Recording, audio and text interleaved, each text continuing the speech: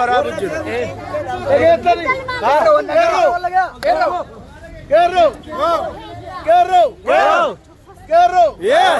Jirtu. Baga gammaddan. Liibii dhaadhaan saasumaan dabarsa warra dhufu jiruufis.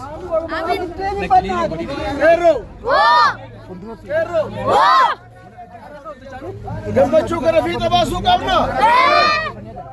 Gammachuu kana fiixa baasuu qabna. Waan dalagne balleessina. Mirga kenna diinaa kennina. Hin kenninuumi.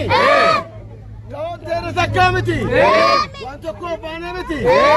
Erga santate ga bullo amma argu indande leti ko kale sara ko dadabina witti rajira sanifi erron dufte gama gama jirte nan geetu dagiti afaki na dubisira geetu erga in geetu ergisan amma geetu disidi ahimu isachira fudati erga san fudda ilman ayya akabifti kenna gargar jiru namni rukees jirulle akkasuma waan irra rukees jiru kana hubatu xiinxalluu qabna yeroo maraa gowwaa ta'uu qabna hin qabnu ayyee galatooma waan biraa waan dabalataa baay'ee hin qabu gaashisan waan baay'ee kaasaniif nu kabajjanii nu jaalatanii akka dhuftan nu isin kabanya isin jaalan Jawaar isin kabaja isin jaalata waan isin gochuu qabdan amma haalli nuti keessa jiru haalli nageenya keenyaa sirriitti seef taaneen jiru isin keessa immoo qaama baay'eetu jira isin beektan isin kana waan ta'eef bakkee kana dhaabattanii poolisiinis wal falmuu isinis wal falmuu dhiisaati nageenyumaan bakka dhuftanitti deema yeroo dhiyoo keessatti guyyaa 2-3 isiniin hin jennu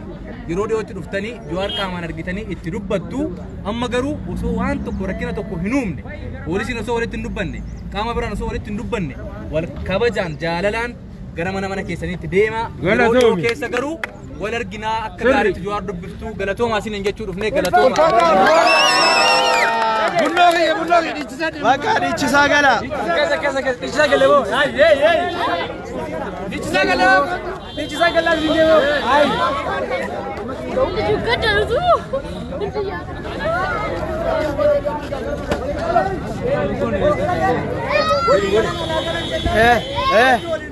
walii galle walii galla amiin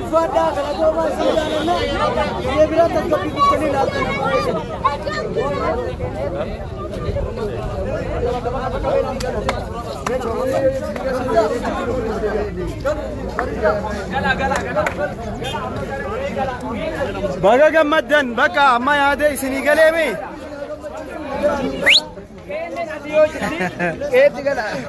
baga gammaddanii ni galtan amma ayye gala ingalla baga gammaddan ilmaan oromoo